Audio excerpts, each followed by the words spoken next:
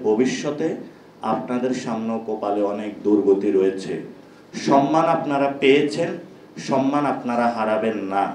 সবচেয়ে আসার জায়গা হলো ইউএনের মতন একটি সংস্থা আমাদেরকে সবগুলো ডাটা ফ্যাক্ট ফাইন্ডিংস করে আমাদের সামনে চোখে আঙ্গুল দিয়ে দেখিয়ে দিয়েছেন। তারপরও আমরা মুখে কলা দিয়ে বসে আছি আইন মন্ত্রণালয়ের মতন জায়গায়। এটা কেন আমি বুঝতে পারছি না। কারণ হয়তোবা যারা বিভিন্ন সংস্থা বা বিভিন্ন উপদেষ্টা আছেন, হয়তো আপনারা টাকার উপরে ডিপেন্ড করতেছেন, অথবা নেক্সট গভর্নমেন্ট যিনি আসবেন তাদের উপরে ডিপেন্ড করে কোনো পার পাওয়ার চেষ্টা করতেছেন। কিন্তু আমরা মনে করি এই সরকারের যেমন দায়িত্ব বিচার করা, আমরা এই সরকার থেকে বিচারটা ইনশাল্লাহ বুঝে নিব। এই সরকারের সামনে বিচার প্রক্রিয়া সম্পূর্ণ করা ছাড়া আর দ্বিতীয় কোনো পথ খোলা নাই। সেকেন্ড বিষয়ে আমরা আসি, বাংলাদেশে নির্বাচনের কথা বলছে। আমরা বলি না যে বাংলাদেশে নির্বাচন হবে না, কিন্তু আওয়ামী লীগের বিচার শুরু এবং কিছু প্রক্রিয়া শুরু পর্যন্ত বাংলাদেশে কিন্তু কোনো নির্বাচন হবে না। কেন হবে না? কারণ আওয়ামী লীগের বিষয়ে, খুনি হাসিনা বিষয়ে যদি কোনো সুরাহা বাংলাদেশে না হয়, তাহলে আমরা যদি কোনো নির্বাচন প্রক্রিয়ায় অংশগ্রহণ করি, সেই নির্বাচন প্রক্রিয়া সুষ্ঠুভাবে বাংলাদেশে হবে না। বিচারালয়ের সংস্কার, পুলিশের সংস্কার, অন্যান্য বাহিনীর সংস্কার এবং এই যারা উপদেষ্টা পরিষদে বসে রয়েছেন তাদের যদি মেন্টাল বা ব্রেইনের সংস্কার আমরা করতে না পারি, তাদেরকে যদি বিপ্লবী চেতনাতে আমরা ফিরিয়ে না নিয়ে আসতে পারি, তাহলে আমরা মনে করি আগামীতে রক্তের উপরে দাঁড়িয়ে যে সরকার, সেই সরকারের দ্বারা একটি সুষ্ঠু নির্বাচন হবে না। কারণ আগামীর যে ডেমোক্রেটিক প্রসেসে আমরা যাচ্ছি, সেই প্রসেসটা 53 বছর থেকে পরিবর্তিত একটি নতুন প্রসেসের মধ্যে আমরা যাচ্ছি। তো আপনারা যদি নিছক মনে করেন আগের কয়েকটা ইলেকশনের মতন এটাও একটা ইলেকশন, আগের কয়েকটা হলো দলের সাথে একটু প্রক্রিয়া বা সমঝোতা করে নতুনভাবে ক্ষমতায় যাওয়ার একটু চেষ্টা, আমরা বলবো এটা এবার হবে না। এখন আমরা বাংলাদেশের জাতীয় নাগরিক কমিটি কিছু জায়গায় গুছাচ্ছি। আমরা ছোট ছোট আমাদের সমর্থনের মধ্যে নাগরিকদেরকে সংগঠিত করার চেষ্টা করছি। কিন্তু আপনাদেরকে মনে রাখতে হবে, জনগণ আপনাদের থেকে এই বিষয়টা বুঝে নেবে। নাগরিক কমিটি যে একমাত্র বুঝে নিতে পারবে, হয়তোবা তাদের ওই সমর্থন নাও থাকতে পারে, কিন্তু ভোট চাইতে তো মাঠে যাবেন, মাঠের পরিস্থিতি একটু পর্যবেক্ষণ করে দেখবেন। গত কয়েকদিন বিভিন্ন জায়গায় ফেসবুকে যারা আমার ফ্রেন্ড সার্কেল বিভিন্ন জায়গায় এবং বিভিন্ন যারা সিনিয়র সিটিজেন ট্যাগ করে জিজ্ঞেস করতেছেন যে বাংলাদেশে অসম্ভব হারে চাঁদাবাজি হলো বৃদ্ধি পেয়েছে, বাংলাদেশে অসম্ভব হারে টেন্ডারবাজি বৃদ্ধি পেয়েছে, জনগণের নাবিশ্বাস উঠেছে, ট্রাফিক জ্যামের খুবই বাজে অবস্থা ঢাকা সিটিতে।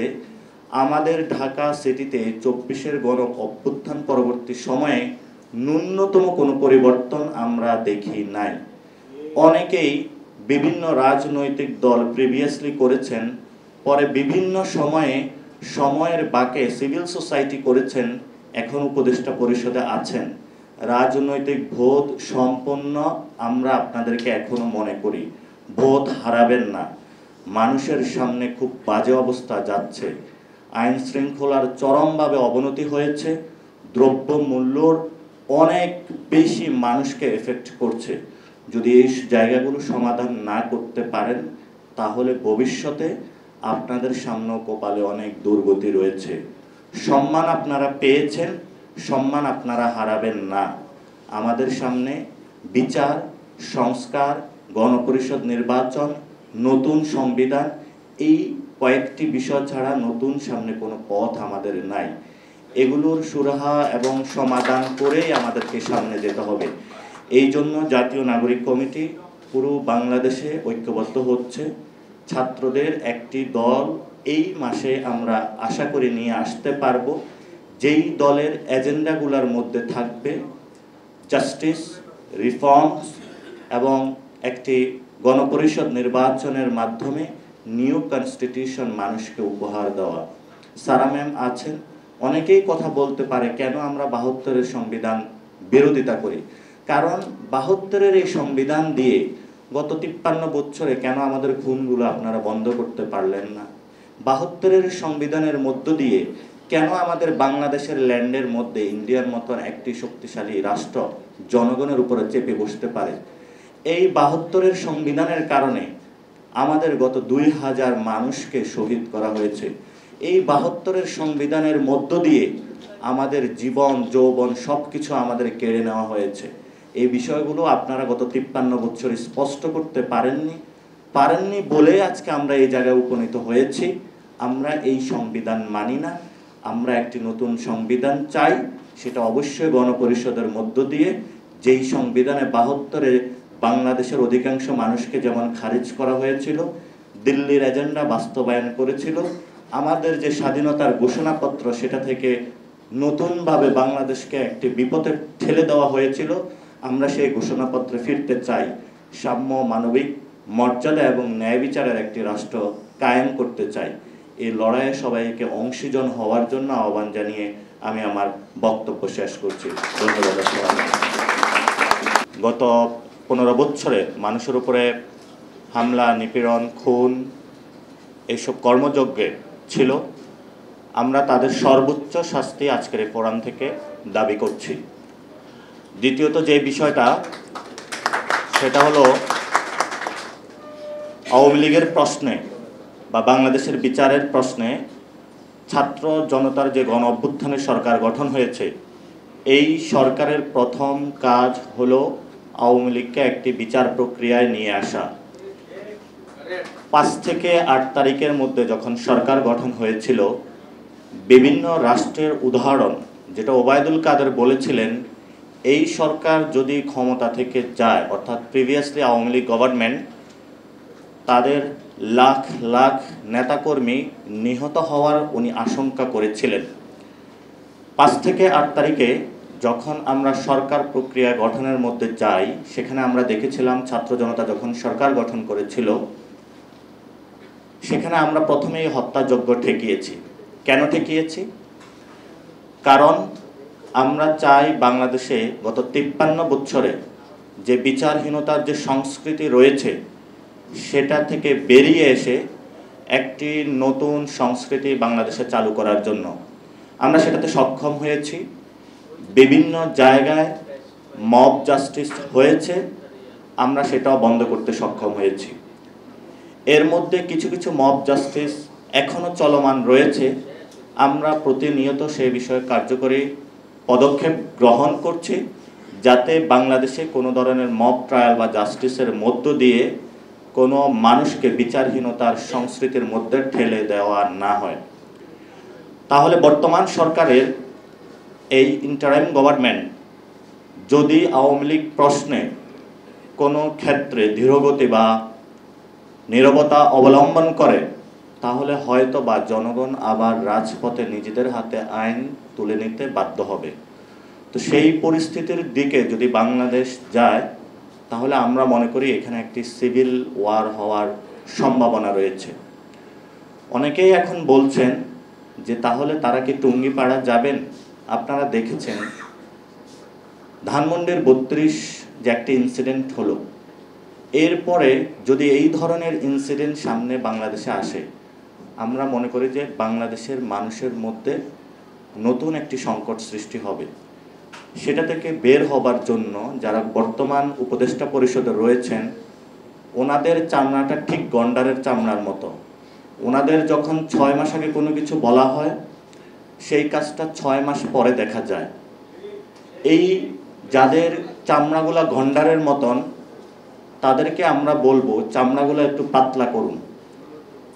আপনারা যদি আওয়ামী লীগ প্রশ্নে, বিচার প্রশ্নে যদি নীরব থাকেন, মানুষ আবারই রাজপথে নেমে আসতে বাধ্য হবে।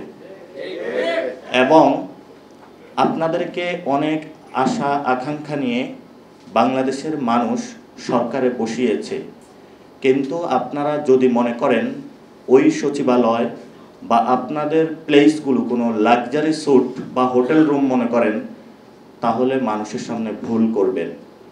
মানুষ এখনও রাজপথে আছে, মানুষ এখনও বিভিন্ন জায়গায় সক্রিয়, তাদের জায়গা থেকে আমাদের সাথে তাদের সাথে যোগাযোগ আছে।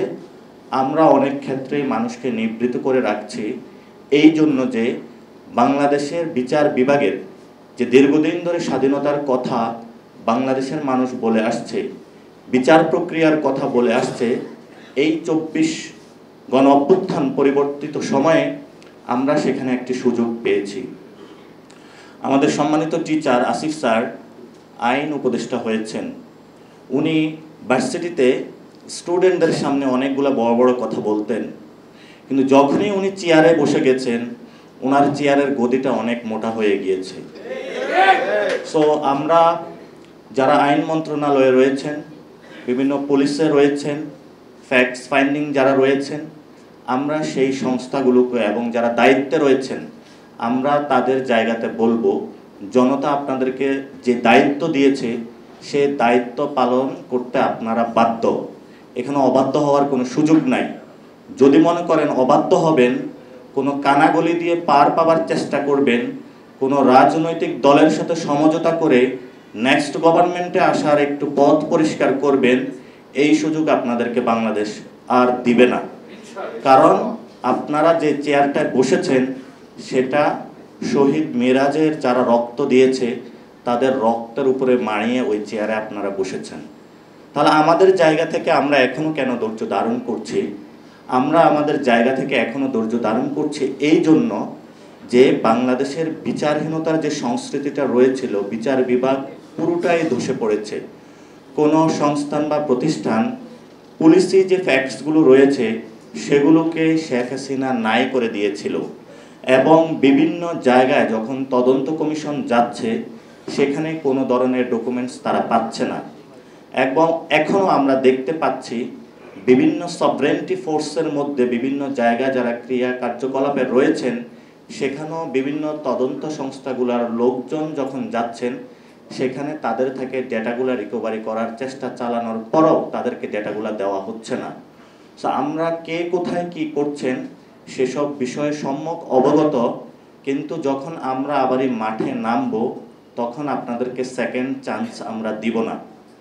আপনারা সিরিয়ার দিকে দেখেছেন, সেখানে নতুন একটি গভর্নমেন্ট গঠন হয়েছে। আমরা বলি না কি ফরমেশন সেটা আমরা ফলো করব, কিন্তু সেখানে আমাদের সামনে কিছু বিষয়ের নজরানা আমাদের সামনে রয়েছে। আমাদের শ্রীলঙ্কার কিছু বিষয়ে আমাদের সামনে উদাহরণ রয়েছে, অনেক দেশেরই উদাহরণ আমাদের সামনে রয়েছে। ইন্টারন্যাশনাল যারা ক্রিমিনালে এক্সপার্ট রয়েছেন তারা বাংলাদেশ ভিজিট করেছেন এবং সেখান থেকে তারাও তাদের মতামতগুলো রেখেছেন।